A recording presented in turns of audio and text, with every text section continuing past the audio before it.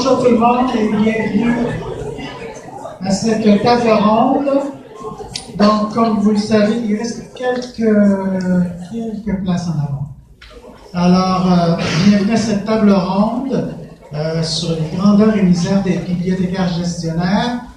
Je souhaite la bienvenue aux étudiants de l'EPSI qui sont arrivés en masse, qui doivent se poser des questions sur c'est quoi le métier de bibliothécaire, pourquoi gestionnaire. Alors, c'est en fait tout le thème du congrès qu'on va discuter ici aujourd'hui, parce que, comme vous le savez, on devient bibliothécaire des fois parce qu'on aime les livres, ou des fois parce qu'on ne sait pas trop quoi faire, puis très rapidement, on se retrouve patron. Alors, qu'est-ce qu'on fait avec ça? Comment ça marche et tout? Alors, on a pensé faire une table ronde avec des gestionnaires aguerris qui ont une bonne expérience du métier de bibliothécaire gestionnaire. Et en fait, cette table ronde, vous savez qu'on procède par appel à communication pour le congrès. Et on avait reçu une proposition de Danielle Chagnon de BAMQ sur ce thème précis, grandeur et misère des bibliothécaires gestionnaires. Elle voulait donc venir discuter de cet aspect-là parce que c'est quelque chose qui la préoccupait particulièrement. Malheureusement, Mme Chagnon, qui devait être au congrès cette semaine, nous a envoyé un message hier soir pour nous dire que son médecin l'a mise en arrêt de travail. Donc, elle ne peut pas être là aujourd'hui. Mais on a trouvé quelqu'un pour la remplacer au pied levé. Il s'agit de Guy Gosselin de l'ETS, qui a aussi une longue carrière de gestionnaire et qui est président de la Corporation des bibliothécaires. Donc, merci beaucoup, Guy, d'avoir accepté de remplacer Danielle Chagnon. Et on a aussi la chance d'avoir avec nous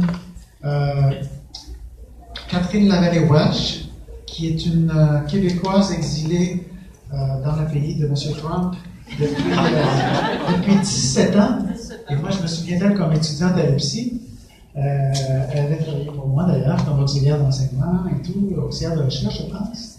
Et donc, elle est partie aux États-Unis, elle travaille là-bas depuis donc 17 ans, et maintenant elle est directrice d'une bibliothèque universitaire là-bas, à la Murphy Library, à l'Université du Wisconsin à La Crosse. Et on a aussi la chance d'avoir avec nous Yvan Filion, qui est directeur du réseau des bibliothèques de Montréal, qui est directeur associé du réseau des bibliothèques de Montréal. Il n'y a plus associé, c'est complet, la direction des bibliothèques de promotion. Et qui a aussi une longue expérience de gestionnaire. Alors, comment on va procéder? Je leur ai demandé de faire un petit topo de 10-12 minutes chacun pour répondre un peu aux questions qu'on avait posées, en fait. Hein. Quelles sont les raisons qui motivent les bibliothécaires à se lancer en gestion? Quelles sont les difficultés qu'ils rencontrent? Quels impacts les facteurs politiques ont? C'est quoi les ingrédients qui assurent une transition dans un poste de professionnel à gestionnaire? Voilà, donc c'est quelques questions qu'on leur a demandé, merci monsieur, auxquelles on a demandé de répondre. Donc chacun va faire son petit topo de 10-12 minutes, et après quoi, c'est vous qui pourrez poser des questions. Je suis certain que toute cette question de la gestion vous préoccupe énormément, donc vous aurez certainement des questions à poser pour profiter aussi de l'expérience de ces personnes-là. Donc, on a 1 heure. Alors, je donne la parole d'abord à Yvan, peut-être. Bonjour à tous. Merci aux organisateurs du congrès de me donner l'opportunité de partager mon expérience de gestion avec vous. Je suis à la direction depuis 2 ans, effectivement. Je suis bibliothécaire depuis 1990, dans le monde des bibliothèques depuis 1987. J'ai été gestionnaire dès 1991. Donc, l'ensemble de ma carrière, ou presque, était en tant que gestionnaire. À l'époque, dans la municipalité où je travaillais, dès qu'on était bibliothécaire permanent, on devenait gestionnaire. C'est donc l'espèce de transition entre bibliothécaire et bibliothécaire gestionnaire, pour moi, s'est fait très naturellement. D'autant plus qu'à l'époque, les tâches dites de gestion étaient aussi partagées avec des tâches qu'aujourd'hui on considère de professionnelles. Donc, même si j'étais gestionnaire à l'époque, on faisait également de l'animation, de la sélection de documents, mais on avait des responsabilités de gestionnaire. Donc, la transition, dans mon cas, a été assez graduelle. Quand on m'a parlé de l'invitation, on m'a suggéré effectivement la thématique grandeur et misère du bibliothécaire gestionnaire. Et puis, je me suis dit, bon, peu importe dans notre carrière, qu'on soit gestionnaire ou pas, on a des hauts et des bas. J'ai commencé à réfléchir au haut de ma carrière. qu'est-ce qui me venait tout le temps à l'esprit dans les exemples qui venaient, c'était les services aux citoyens, les activités qu'on est capable de créer qui desservaient nos usagers.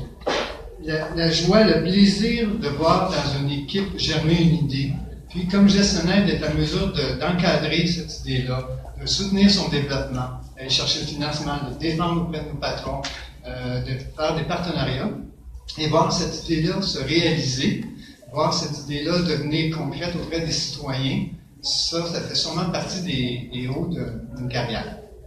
À chaque fois qu'il y a un haut, il peut y avoir un autre côté de la médaille, puis il peut y avoir des bas. Il y a des projets qu'on lance qui ne fonctionnent pas bien. Et là, il y a comme deux façons de voir les choses. Si en tant que gestionnaire, on s'est assuré d'avoir des conditions gagnantes, un plan d'action qui fonctionne bien, et malgré tout, notre projet ne fonctionne pas, il faut assumer. Si on veut innover, il y a la prise de risque. On faut prendre ces chances-là et il faut avoir le courage de prendre ces initiatives-là.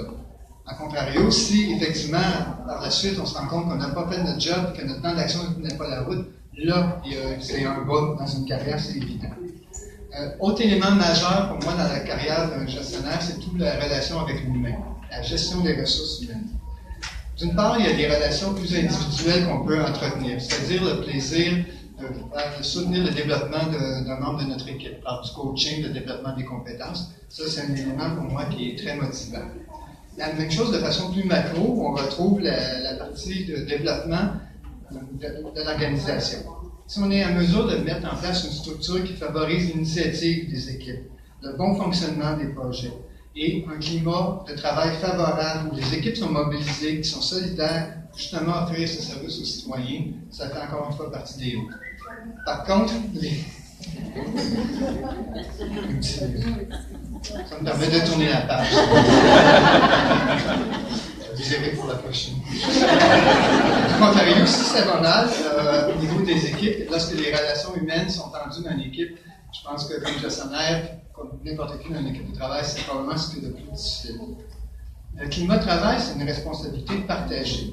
Et le gestionnaire a un rôle majeur dans ses décisions, mais également par son comportement, sa façon d'être. On en parlait ce matin, puis ça, c'est quelque chose qui est majeur. Et également, la façon dont on prend nos décisions et l'impact de nos décisions, ça a un rôle et une pression, à mon avis, sur le gestionnaire. Ça joue sur les grandeurs et les misères. Parmi les défis des gestionnaires, il y a assurément la prise de décision dans un contexte socio-politico-économique, dans des grandes orientations, en tout cas dans le monde municipal, puis je pense que c'est partagé aussi, qu'on contrôle peu ou pas. Dans le monde municipal, ce sont les élus qui ont au début et au final cette responsabilité-là. Par exemple, le cadre financier dans lequel on évolue, c'est déterminé par les élus. J'ai l'impression que la relation avec le politique va peut-être revenir un petit peu plus tard dans la conversation. Parfois, comme individu, on peut être tout à fait en accord ou en désaccord avec les orientations, qu'elles soient populaires ou pas. On peut parfois les comprendre, mais comme citoyen, ce ne serait pas nécessairement cette orientation-là qu'on prend. Et quand comme gestionnaire, peu importe ce qu'on en pense, au final, on a la responsabilité, on doit s'efforcer de trouver la meilleure solution pour le développement des bibliothèques, dans notre cas, pour les citoyens, mais on a également l'obligation de réaliser les objectifs de notre administration. Et par moment, ça, c'est des situations qui peuvent être un peu plus difficiles. Dans certains cas, notre marge de manœuvre est grande, c'est plus grande. On a la possibilité de convaincre, on démontre les impacts, on propose des solutions alternatives. Mais ce n'est pas toujours le cas. Au moment où on doit travailler dans le cadre bien serré de certaines orientations, notre responsabilité à ce moment-là est de trouver des solutions afin de minimiser les impacts qui seraient négatifs et maximiser les impacts positifs ou les opportunités à l'intérieur de ces changements. Et si on ne le fait pas, puis là je ne parle même pas de la loyauté envers notre patron, si on ne le fait pas, c'est quelqu'un d'autre dans l'administration, dans la hiérarchie qui va le faire, puis la décision risque d'être moins positive, moins à notre avantage. Ce travail amène sûrement le plus de difficultés, mais peut amener également certaines grandeurs lorsqu'on les réussit. Des misères en lien avec ça, oui, parce que nos décisions ne sont pas toujours comprises ou analysées en prenant en considération ce contexte. Par exemple, si on a une orientation budgétaire difficile, on nous donne une diminution de budget travaillé qui impliquerait, par exemple, une diminution des heures d'ouverture. Comme je le mentionnais auparavant, notre premier réflexe, c'est on prépare nos argumentaires, on défend notre dossier, on utilise nos jokers, on cherche des alternatives pour aller tout. Mais si au bout du processus, on réussit à faire quelques modifications, la décision a beaucoup moins d'impact négatif que prévu, mais il y en a quand même. On a revu nos activités, on a fait des changements. Disons que les heures d'ouverture ont réduit un peu, ou il y a d'autres services qui sont réduits, mais beaucoup moins qu'on nous l'avait demandé au début, qu'on a trouvé des solutions. Lorsqu'on présente ça à nos équipes, on présente ça aux citoyens, ce qui est perçu, c'est tout à fait normal, c'est juste le volet négatif, c'est juste les pertes qui sont perçues.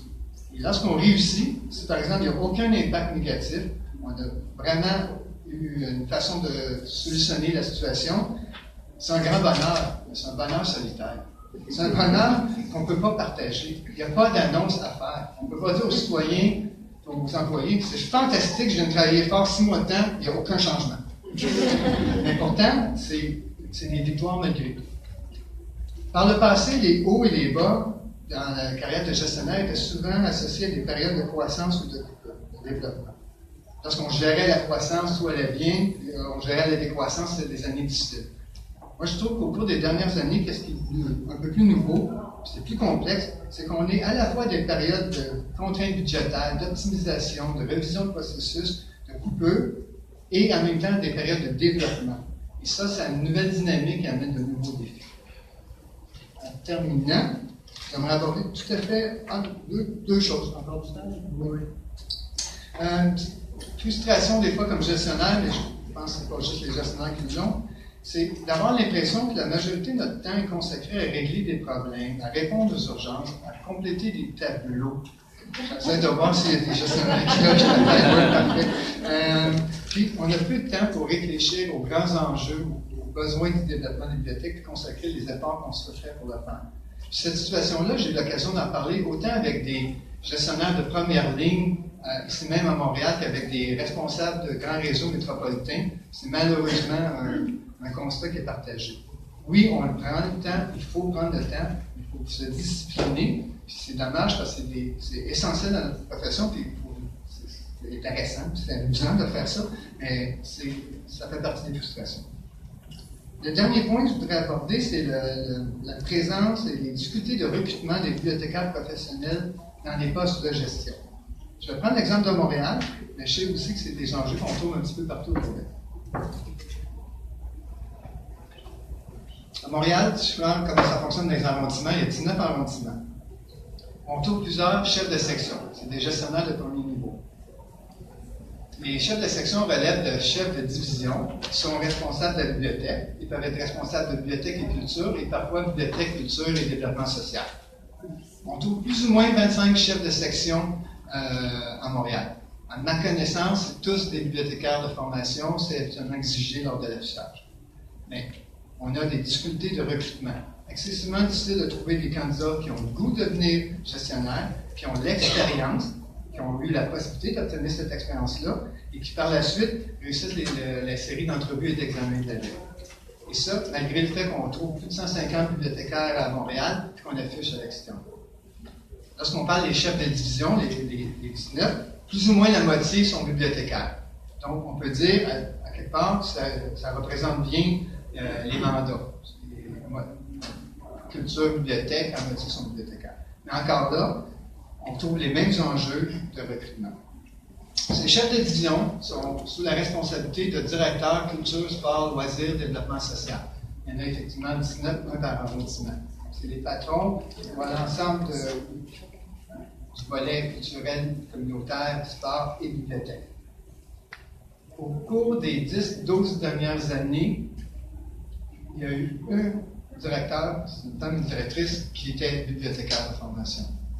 Depuis le début des fusions municipales, 15-17 ans, il y a dû avoir 60, 70, 80 directeurs. Avec les rotations, les mouvements, 2 étaient bibliothécaires. Présentement, dans les 19, il n'y en a aucun.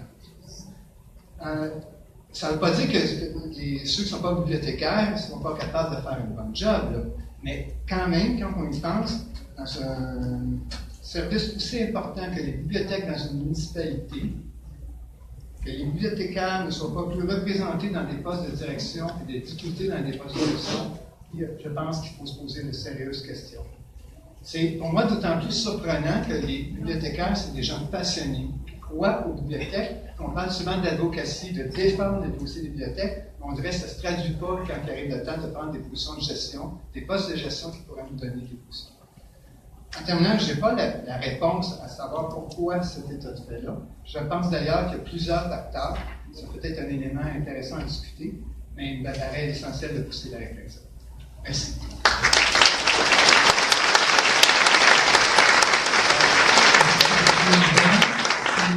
On va garder les questions pour la fin et on va demander à Catherine Lavallée de nous parler de son expérience américaine.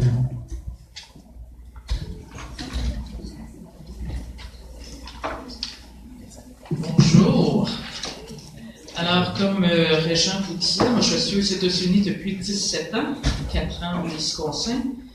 Je vous note, je suis résidente permanente, je ne suis pas citoyenne encore, j'ai ma carte verte. Je rentre aux États-Unis demain. Je passe les lignes. Donc, aussi une autre note, ma dernière communication orale, professionnelle orale en français, ça fait à peu près 20 ans. Alors, mon vocabulaire bibliothéconomique est un peu suranné. J'ai appris plein de mots cette semaine, c'était excellent. J'ai aussi acheté les 500 mots métiers. Je n'ai pas le temps de tout le lire, mais bon.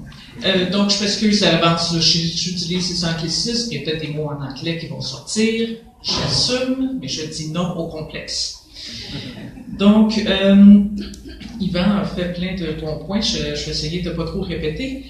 Moi, la gestion, je suis tombée dedans quand j'étais petite bibliothécaire. J'ai commencé ma carrière en solo comme bibliothécaire spécialisée. Donc, j'ai fait beaucoup de gestion de projets, bibliothèque numérique, des projets Internet. J'ai créé ma propre entreprise, une coopérative de services informationnels, c'est ce qu'on avait appelé ça comme ça, de gestion de subventions. Peut-être dans certains d'entre vous vous rappellerez du fonds de l'inforoute au Québec. Quand j'ai déménagé aux États-Unis, je suis devenue bibliothécaire académique, universitaire. J'étais à l'université Louisville, au Kentucky. Et j'étais la plus jeune, je savais me servir d'un ordinateur. Alors on m'a dit, tu vas t'occuper du parc informatique, tu vas t'occuper du labo d'informatique, et on va te donner un employé. Donc, il faut apprendre vite. À la maîtrise, on a un cours de gestion, en tout cas dans mon temps, c'était comme ça. Et il faut apprendre sur le terrain, parfois très très vite. Quand on a un bon employeur, des fois, il nous donne de la formation, il nous envoie suivre des cours, mais la plupart du temps, je pense qu'on apprend sur le terrain. Par défaut, je suis devenue administratrice quand je suis déménagée en Floride en 2005, parce que ma nouvelle position avait pour mandat de créer des services de bibliothèque pour un campus régional d'une université là-bas. Et donc, j'ai créé les services de bibliothèque, il fallait que je crée le lieu physique également. Et maintenant, je suis directrice d'une autre bibliothèque universitaire de moyenne taille dans une université publique, dans le système de la University of Wisconsin. On est à peu près 25. Le système de l'université est 26 institutions. Il y a 2 universités de recherche, la plus connue est Madison. Il y a 11 universités comprehensive, comme la mienne, à La Crosse, et il y a 13 collèges, mais coup de tonnerre cette semaine, le système a annoncé qu'il va y avoir des fusions. Donc, vous imaginez, mon téléphone a passé ces derniers jours. Il y a beaucoup de questions, mes employés ont beaucoup de questions à ce sujet-là, évidemment. Donc, comment moi je vois mon rôle de gestionnaire? C'est de gérer toutes les ressources de la bibliothèque. Donc, les ressources humaines, les ressources financières, les actifs, le bâtiment. C'est d'assurer que mon personnel a les ressources nécessaires, autant que possible, et aussi l'autonomie, le plus autant que possible, pour réaliser leurs tâches et leurs projets avec succès. Pour ma patronne, qui est la provost dans mon cas, ma tâche est d'offrir un service qui fonctionne bien. qui contribue aux objectifs de l'organisation et qui ne lui donne pas de problème. Donc, quand je ne l'appelle pas, elle est contente. Et quand les deux conditions sont remplies, ben moi, c'est mon gage de succès à moi. Si on pense des choses nécessaires à un gestionnaire, si on pense à quelqu'un qui pense à devenir gestionnaire, je pense que le plus important, c'est d'avoir cette vision large de son organisation, de ses objectifs, du plan stratégique, de la place de son unité dans l'organisation et de son rôle à soi. Je pense que ça l'aide. Plus que tu comprends la situation dans laquelle tu es, dans laquelle ton unité est, ton service, je pense que ça l'aide aussi parfois certains sentiments d'apitoiement qui arrivent, moins de cynisme. Moi, je me rappelle, chez mon oncle, quand j'étais petite, il y avait un poster sur le mur, il y avait une table, et ça disait « Quand je me regarde, je me désole.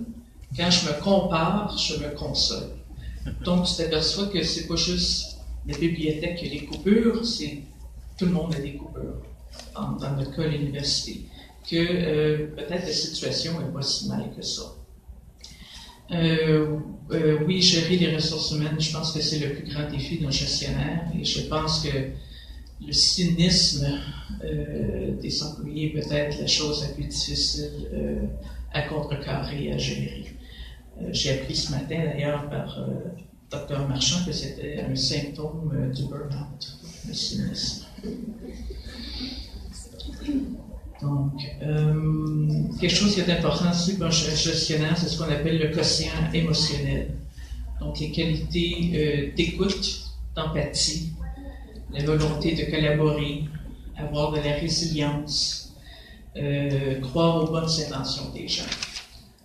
Peut-être que moi, c'est les États-Unis qui déteignent sur moi. Là, je fais encore confiance aux gens. Je crois qu'ils s'agissent avec de la bonne volonté. Avec les yeux ouverts. Je garde les yeux ouverts, évidemment.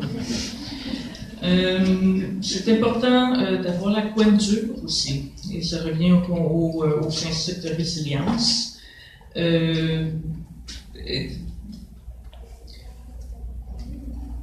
Parfois, tu as des employés qui vont douter de tes intentions, de pourquoi elle est gestionnaire, pourquoi elle a décidé d'être directrice. Est-ce que c'est pour nous aider à nous défendre, ou c'est pour sa propre promotion, par exemple? Pour le prendre personnel, moi je ne le prends pas personnel. Je sais que c'est relié à la position, c'est pas relié à moi. Donc, c'est important de ne pas se fermer aux autres. Il y a quelque chose aussi que je suis très consciente, c'est que oui, je suis le modèle.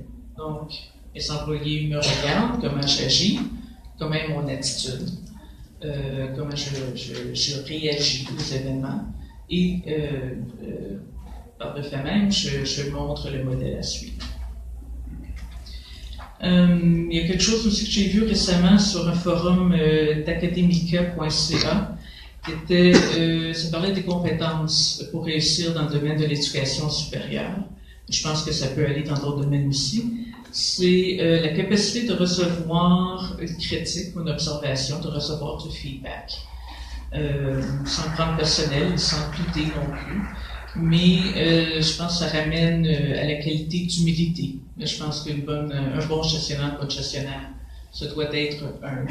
Je parlais au lunch avec la bibliothécaire du Collège La Salle, je ne la vois pas, elle s'appelle Sophie, mais on parlait les employés vont être prêts à refléter ce que tu leur envoies. Donc, encore, être un modèle est important. Donc, des faiblesses, des erreurs, ce genre de choses-là. Des employés vont te l'envoyer. Il faut t'envoyer moins les claques dans le dos, les pat on the back, mais quand il y a des petits défauts, ça, tu les vois plus. Et donc, d'être capable de prendre ça et de t'améliorer au lieu de te fermer encore.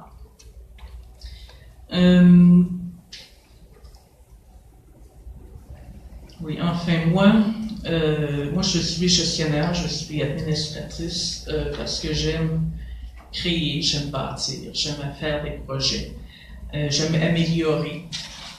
Être directrice, ça me permet de faire ça avec peut-être une vision un peu plus large, et puis avec peut-être un peu plus de contrôle.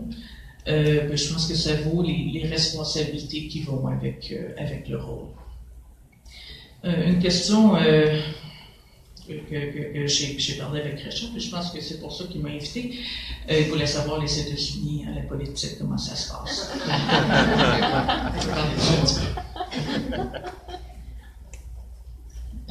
Aux États-Unis, il y a 2 niveaux de gouvernement qui vont agir sur l'éducation supérieure. Donc, on a le niveau de l'État et aussi le niveau du gouvernement fédéral.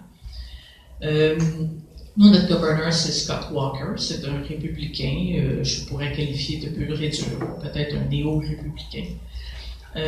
Son nom est peut-être familier pour vous. C'était un des 14 candidats à l'investiture républicaine pour les dernières élections. C'est celui qui voulait bâtir un mur entre les États-Unis et le Canada. C'est le premier qui a quitté la course, d'ailleurs. Donc, lui, il a été élu, il est venu au pouvoir en 2010. La première chose qu'il a fait, c'est qu'il a cassé les syndicats pour les employés de l'État, de la fonction publique. Depuis, différentes choses se sont faites pour l'éducation supérieure. Donc, récemment, les conditions d'emploi reliées à la titularisation, la tenure, ont beaucoup changé. Ce n'est plus une permanence. Et puis, tout récemment, la semaine dernière, aussi les règles qui entourent les candidats pour les postes de direction sur les universités, donc les chancellors, les présidents et les provosts. Maintenant, on doit faire un effort pour recruter des gens d'affaires, et non seulement des académiques, donc non seulement des gens qui ont des doctorats, mais des gens d'affaires. Et ça se voit dans d'autres États aussi, avec plus ou moins de succès. Ça s'est vu en Floride, ça s'est vu au Kansas, et ça c'est pas une très bonne situation au Kansas d'ailleurs. Le financement par l'État diminue sans cesse. Nous, l'État, dans notre budget, on a un budget de 220 millions, mais on a une université. La part de l'État, c'est moins de 30%. Donc le reste, ça vient des frais de scolarité, des levées de fonds et des bourses de recherche. Moi, mon campus, c'est quand même très performant, donc on reçoit encore moindre part du pot général qui va au système. On a eu beaucoup de coupures. Donc, depuis 2001, c'est 3/4 milliards de dollars de moins au système. Pour mon université, c'est 31 millions de dollars. Depuis Walker, c'est en fait près de 500 millions de dollars. On a des budgets de 2 ans. Nous, le cycle, le dernier budget, on a une coupure de 125 millions de dollars. Ce qui, en fait, est le montant qui a été donné pour construire un stade de basketball à Milwaukee. C'est pire en Louisiane, c'est pire au Texas. On n'est pas tout seul dans cette situation-là. L'Illinois a été sans budget pendant 2 ans. Finalement, la House of Representatives et le Sénat ont passé par-dessus la tête du gouverneur et de son veto pour finalement avoir un budget. Ça a décimé les petites universités publiques de l'État, notamment celles qui servaient surtout les étudiants africains-américains. Évidemment, quand le budget revient, l'éducation n'est pas la priorité. Donc, cette année, on commence un nouveau cycle. On n'a pas eu de budget pendant quelques mois, mais au moins, ce n'est pas 2 ans. On a eu 36 millions de plus dans le système. Mais on a toujours, les frais de scolarité sont toujours gelés, et si on n'a pas eu de renflouement de l'État, ça fait 8 ans que les frais sont gelés. Le 36 millions est venu avec des conditions, bien sûr. Conditions de performance. Donc, il faut atteindre un certain taux de graduation, de vitesse de graduation, de genre de choses. C'est ça, le genre de choses-là. Mais aussi des bonus aux membres de la faculté qui vont enseigner plus que la moyenne. Et ça, sans compréhension du temps que les membres de la faculté passent en dehors de la salle de classe, donc service, recherche et mentorat, advising, ce genre de choses-là. En général, on a dans l'État, malheureusement, il y a un certain dédain des intellectuels, mais ça se trouve ailleurs, aux États-Unis aussi. On a des ministres, il y a un élu, il y a un député, puis un sénateur en particulier. À chaque fois qu'il y a quelque chose qui ne peut pas leur faire, on va vous couper l'année prochaine. Donc c'est un peu, c'est toujours instabilisant. Au niveau fédéral, bon, on a une nouvelle secrétaire de l'éducation, c'est Betsy DeVos. Elle annonce, elle prédit des coupures encore dans les programmes de prêts étudiants, les prêts et bourses. Donc ça va, si ça se passe, ça va affecter le nombre d'étudiants qui viennent dans les universités. Et aussi le programme de Work Study. Donc le gouvernement fédéral paie les étudiants pour avoir des emplois dans les universités. Moi, j'ai à peu près 75 étudiants travailleurs dans la bibliothèque. Je supervise aussi les services de tutorat, c'est 120 étudiants, à peu près la moitié sont work study. Donc, si j'ai des coupures, il n'y a plus de work study, ça va affecter totalement les services que je peux faire, les heures d'ouverture de la bibliothèque. Aussi, il y a des changements sur ce qu'on appelle Title IX, et ça rapporte à l'égalité de l'accès à l'éducation pour les femmes, l'éducation supérieure. C'était plus connu pour les effets dans les équipes athlétiques, donc les équipes de femmes ont les mêmes ressources et le même nombre d'opportunités de faire du sport. Mais plus récemment, ça va affecter les règles qui entourent les enquêtes sur le harcèlement sexuel et les agressions sexuelles. Il va y avoir moins de supervision pour les for-profit universities, donc non pas les privés, mais les privés, genre University of Phoenix. Et aussi moins de financement pour les écoles primaires et secondaires. Et ça peut affecter encore les étudiants qui s'enrôlent à l'université. Le Wisconsin est traditionnellement col bleu des agriculteurs, milieu manufacturier. Pro-syndicat, c'était progressif. Ça a voté démocrate très très longtemps. Donc on pourrait se demander, mais qu'est-ce qui s'est passé? Pourquoi Governor Walker a été élu, ça a voté rouge aussi au fédéral. Une piste, peut-être, il y a un livre que je peux vous recommander, ça s'appelle, c'est sorti en 2016, The Politics of Resentment, Rural Consciousness in Wisconsin and the Rise of Scott Walker.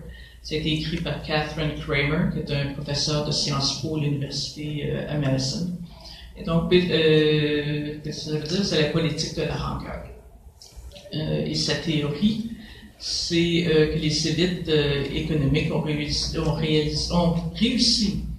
à canaliser le mécontentement de la population dans les régions rurales, et il y en a beaucoup au Wisconsin, contre les populations des grandes villes. Et les grandes villes au Wisconsin, c'est là où il y a des universités, du système public, et contre les élites intellectuelles. Donc, réussir à leur faire croire que les élites intellectuelles, les démocrates, ne les écoutent pas, les méprisent, les cherchent à corrompre la jeunesse et de les éloigner des valeurs traditionnelles américaines. Et elle théorise que les gens cherchent des élus qui leur ressemblent, dans tous les sens du terme. Et finalement, on réussit à détourner l'attention des vrais facteurs d'inégalité dans le pays. Donc, c'est au University Press of Chicago, University of Chicago Press. C'est intéressant. Donc, tout ça, les effets indirects pour l'instant sur les bibliothèques. On a eu des coupures dans nos personnels, dans nos collections. C'est important de bien expliquer pourquoi, expliquer comment ça se passe, qu'est-ce qui se passe et pourquoi, et le répéter souvent. Comme gestionnaire, je me rends compte qu'il faut que je répète le même message souvent, sous différentes formes, j'ai différents forums pour le faire. À la bibliothèque, c'est en face à face, c'est un à un, c'est par courriel. Donc, ça va couper nos fonds pour notre développement professionnel, nos fournitures de bureaux, notre programmation, ce genre de choses-là. Les gens ont soudainement, le public, ont soudainement redécouvert l'information literacy, la littératie informationnelle, à cause de, tout ce qui se passe, les fausses nouvelles, fake news, et puis alternative truth et la misinformation, ce genre de choses-là. C'est quelque chose qu'on fait depuis longtemps, le CRAP test, c'est pas nouveau, mais ça, définitivement, c'est revenu sur le terrain. Et puis, nous, on fait certaines choses. On a eu, récemment, c'était le Banned Books Week. Je ne sais pas à quel point c'est célébré au Québec, mais aux États-Unis, c'est par la ALA. Et donc, c'est une semaine qui célèbre la liberté d'expression, la liberté de lire et les dangers de la censure. On a eu une proclamation recyclée cette année. On a aussi fait des communiqués sur nos ressources médias de haute réputation. Donc, ce genre de choses-là. On vit avec beaucoup de roulement de personnel. C'est très difficile de recruter, c'est très difficile de garder nos gens. Et l'effet du politique, ça peut rendre peut-être l'État moins intéressant pour venir. Il me reste 2 minutes, je suis presque fini. Et nous aussi, on a de la misère à recruter des gestionnaires. On a 14 directeurs de bibliothèque dans notre système. Il y a 5 permanents pour l'instant. 2 sont nouveaux. 1 part à la retraite et le reste est intérimaire. Et certains ne savent pas quand ils seront remplacés par quelqu'un de permanent. Il y a quelqu'un qui est intérimaire depuis 5 ans. Donc, c'est très difficile. Mais j'aime ça, ma job. J'aime ça pareil, c'est la conclusion que j'ai. Pour tous les difficultés, les défis, je trouve ça très valorisant. Moi, ça me motive aussi. Et je vais être heureuse d'avoir vos questions après.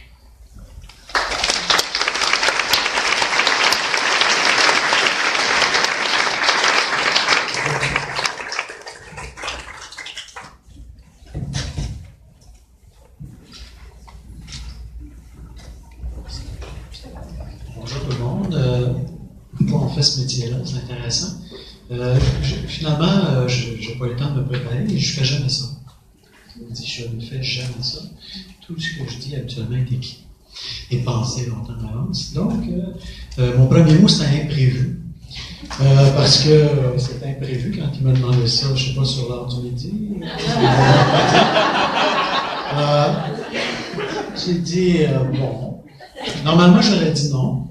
Puis là, j'ai dit bon. Pourquoi pas? Alors, l'imprévu, c'est une des choses que je pense qui fait partie du métier et que j'aime beaucoup. Parce que même si j'aime l'inconfort, j'aime pas l'inconfort que d'être impréparé. Je me dis, par contre, le fait de vivre l'imprévu, c'est quelque chose qui est stimulant énormément. Ça, c'était mon premier mot. L'autre mot, opportunité. Moi, je suis arrivé un petit peu comme gestionnaire, un peu parce que bon, il y avait un poste, et puis je me dis, si je veux obtenir une permanence, peut-être qu'il faudrait que je postule là-dessus. Puis bon, je fais comme tout le monde, on fait son profil, puis on met les meilleures choses qui me mettent en valeur. Ce que j'ai fait, puis bon, je l'ai obtenu. Quelque part, une certaine reconnaissance. Fait que tu dis, bon, finalement, quelqu'un d'autre qui pensait aussi. Et de fil en aiguille, ben, finalement, on bâtit cette carrière-là au fil du temps qu'on se développe. Une des choses qui, moi, m'a permis de rester gestionnaire, il y a plusieurs choses, mais une des choses importantes, c'est le plaisir de travailler avec des gens et le plaisir de faire avancer des choses avec des gens. Parce que, quelque part, le chaos, c'est ce qu'on trouve souvent. Puis l'idée d'assembler, moi j'ai travaillé avec des petites équipes, je ne vous l'ai pas dit, donc ma carrière essentiellement en milieu universitaire, je suis emmené à l'ETS. C'est peut-être, je ne sais pas, une équipe de 20 de personnes, donc c'est un tout petit milieu, donc une espèce de famille finalement. Et moi je trouve que d'arriver à faire fonctionner une équipe un peu comme une famille où les gens s'apprécient, évidemment on ne s'aime pas tous dans une famille, même si parfois on le pense, hein, il y en a qu'on aime plus que d'autres. C'est un peu ça le principe, et d'arriver à faire en sorte que les gens, même s'ils ne s'aiment pas, collaborent ensemble. Puis c'est le travail qui fait le lien. Alors ça, c'est quelque chose, je pense, qui est assez extraordinaire et qui, moi, m'a toujours stimulé dans ce travail-là. Une autre chose importante pour moi, c'est la vision. La vision, ben écoutez, si vous avez une vision, vous voulez faire des choses, vous aimez réaliser des choses, vous avez des idées, ben c'est sûr qu'on peut le faire comme professionnel. Je pense qu'on a des opportunités, puis il faut les saisir. Ben, comme gestionnaire, ça décuple un peu ces possibilités-là. Je dis ça décuple sous toute réserve, parce que si évidemment vous avez un poste de gestion pour vous couper la moitié de votre budget, ben ça devient un peu plus difficile. Mais je pense que la possibilité donc de rendre une vision réaliste, d'aller à partir d'un projet, d'une idée, puis d'en faire quelque chose éventuellement qui se réalise, c'est quand même vraiment intéressant. Puis je suis à peu près sûr que des professionnels aussi, vous pouvez le faire. Les projets, moi, c'est toujours ce qui m'a allumé comme gestionnaire. C'est sûr qu'on n'a pas juste ça comme dans le travail, hein, les budgets, embaucher, évaluer, etc.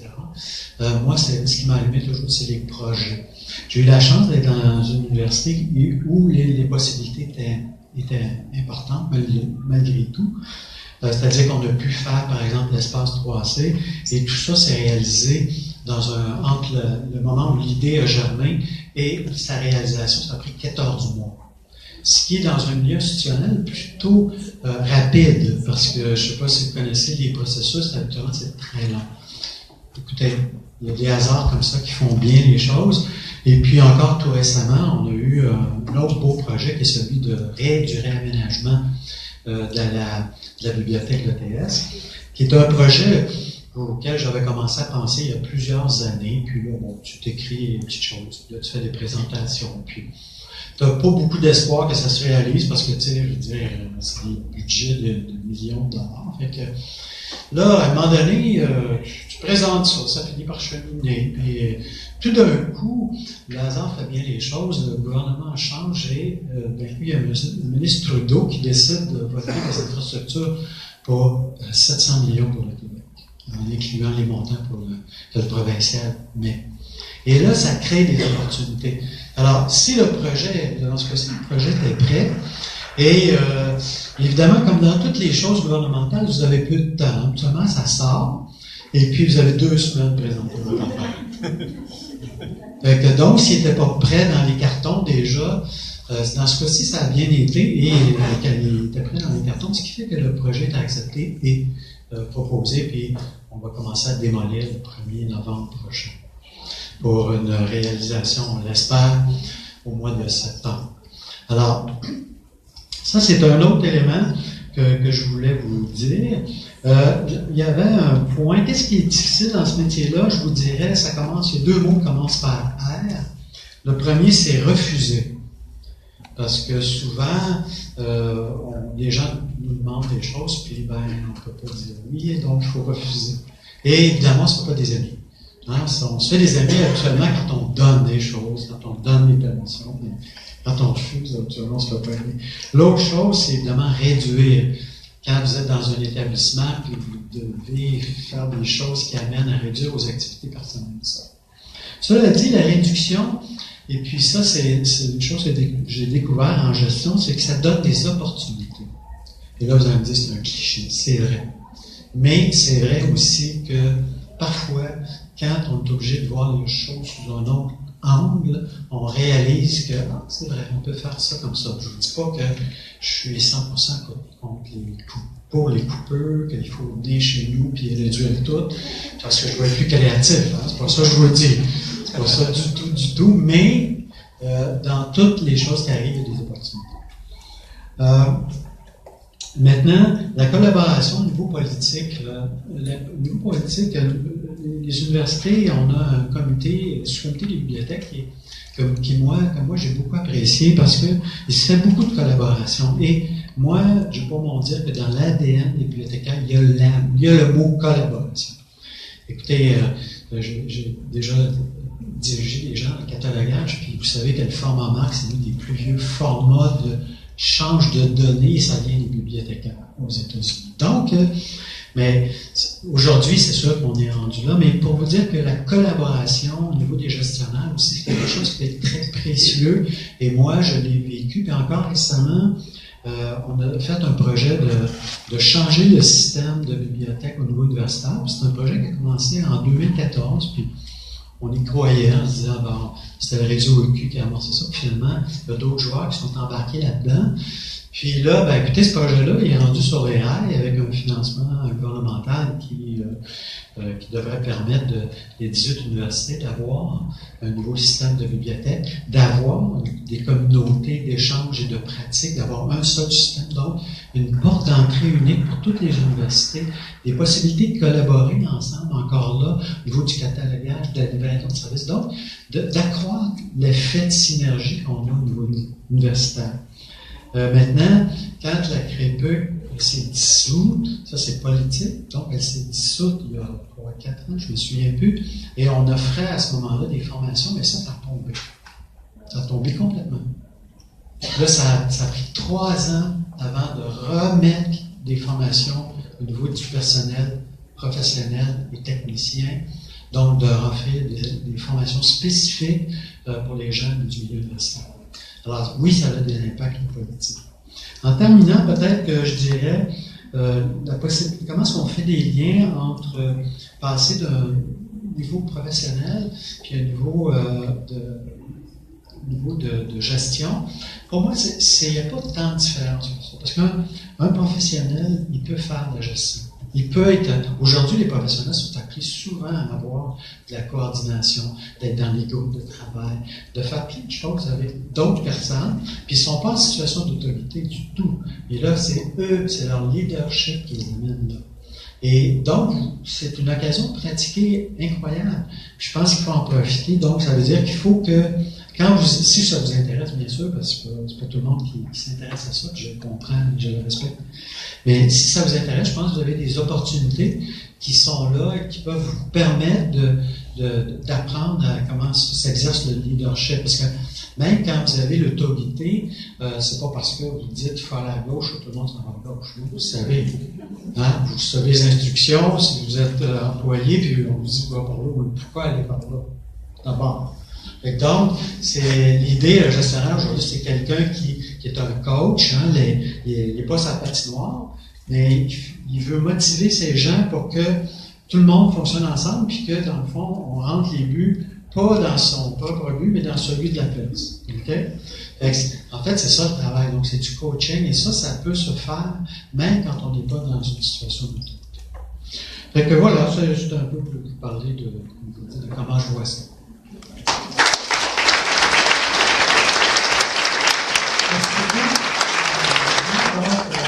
Je pense que les 3 invités nous ont donné beaucoup de matière, il y a beaucoup de choses.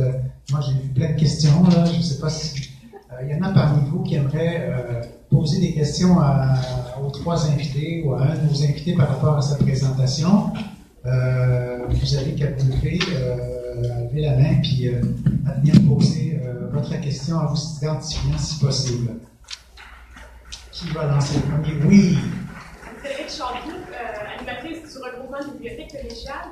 La question s'adresse à Mme Lavallée-Welch. Vous avez dit que le gestionnaire, le leader, était une figure d'autorité, mais aussi un mentor, un exemple pour les troupes.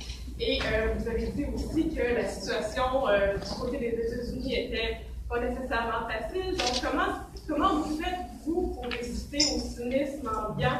Comment vous faites quand le cynisme vous est présenté de manière aussi directe, qu'il se reflète dans vos équipes et que vous devez, vous, rallier tout le monde? Bonne question. La première chose, c'est que je réalise que le cynisme, la cause, c'est pas dans la bibliothèque, il vient d'ailleurs. Il y a des choses très simples que je fais, c'est célébrer chaque petite victoire, toutes les bonnes nouvelles, essayer de créer un sentiment d'empathie, tout le monde entre nous. On commence un projet de plan stratégique pour la bibliothèque. Donc, ça va être une façon pour moi d'essayer de rassembler, de discuter, bon, c'est quoi nos valeurs, c'est quoi notre mission, c'est quoi notre vision. et d'essayer de requinquer les troupes un peu de cette façon-là. Mais en général, oui. Sur le campus aussi, on essaie de célébrer chaque victoire. Merci, Catherine. Autre question?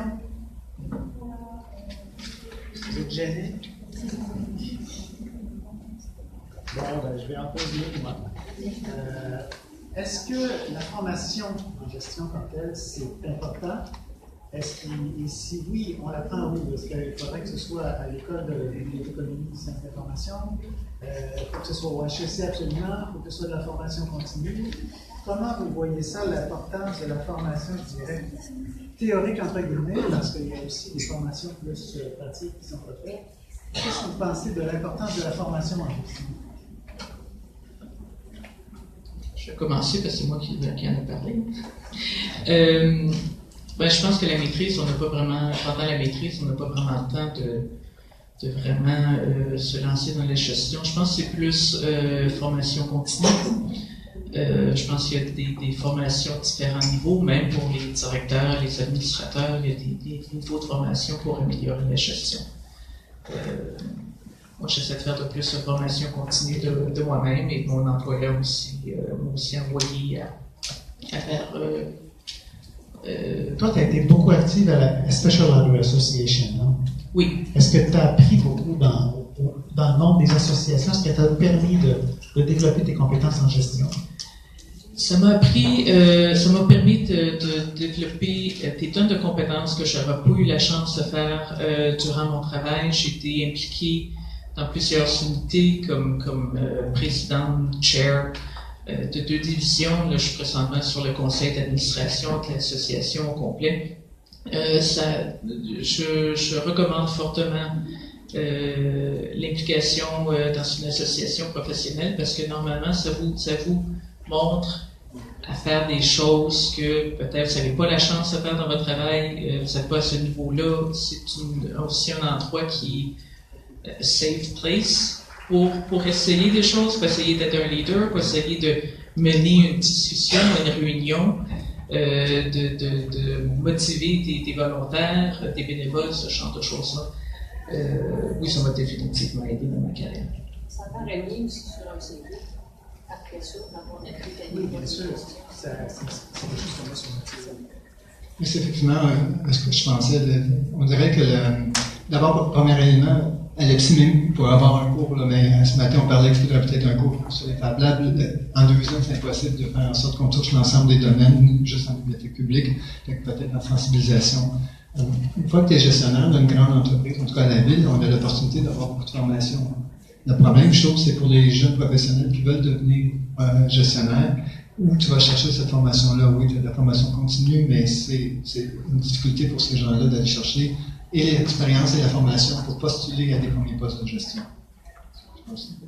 Sinon, une fois que tu es en poste, tu peux aller chercher la formation continue, l'apprentissage auprès de tes pairs, du coaching. Pour des jeunes professionnels, c'est plus difficile. Assez rapidement, disons que la formation, c'est important parce que ça donne des bases, ça donne un cadre théorique, etc. Puis il faut pas se le cacher, puis on en reçoit tout au long de notre carrière, hein, des formations spécifiques qui sont données à toutes sortes de moments. Fait que oui, je pense que c'est important, mais c'est sûr que la gestion, c'est un art, c'est-à-dire que c'est l'art d'appliquer des concepts dans une réalité. Et puis, mais ça l'a dit, ça prend des bases, ça prend un cadre. Oui, il y avait 2 questions. On va commencer par M. Lavant. Oui, ma question s'adresserait aux panélistes. En fait. J'aimerais savoir, est-ce que le goût pour la gestion devrait se traduire pour un goût pour un engagement politique? Répondre à cette question délicate. La réponse simple, c'est non. Non, mais je blague, mais pour moi, c'est 2 choses différentes. La politique, c'est d'être au service du public, c'est un métier presque aujourd'hui. Puis, moi, je vois pas nécessairement que ça conduise, ou en tout cas, certainement, pour moi, ça n'a jamais été un intérêt d'aller envisager quelque chose dans ce sens-là. Quelque chose à rajouter? En tant que fonctionnaire, je considère que je peux tenter d'influencer vers ma vision, oui. Mais je me dois, à quelque part, de respecter le choix démocratique des gens qui ont élu des politiciens pour donner ces orientations-là. Et si, en tant que fonctionnaire, je décide que ce que les citoyens, puis là, on va mettre un peu de cynisme de côté, en tant qu'ils ont peut-être voté pour quelque chose, puis les politiciens font d'autres choses, là, mais si on oublie ça, j'ai la responsabilité de mettre en œuvre ces orientations-là. Il y a un danger de confondre les deux.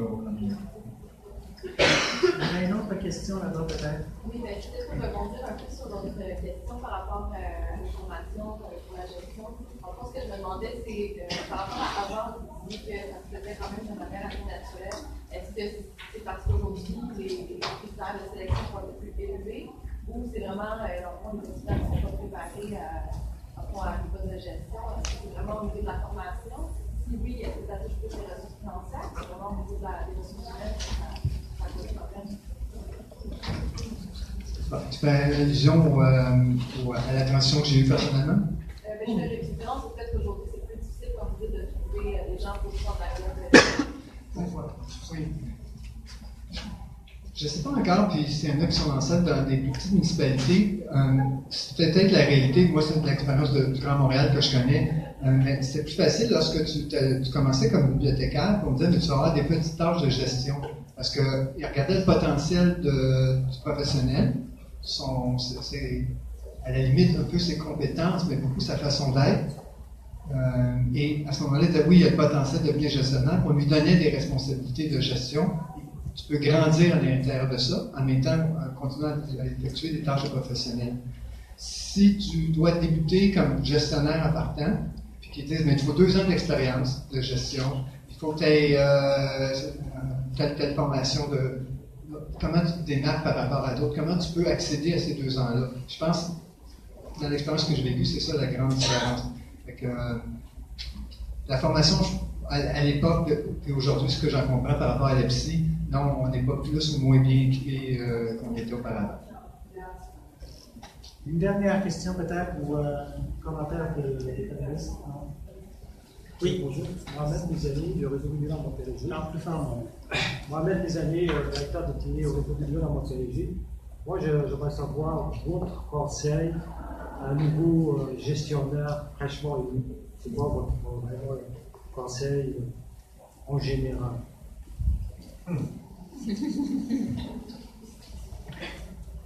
Moi, je dirais, un mot, je dirais, c'est d'abord écouter, une grande oreille. Un autre conseil? Bien comprendre son organisation. Où est la place de ton unité dans l'organisation? Quels sont les objectifs?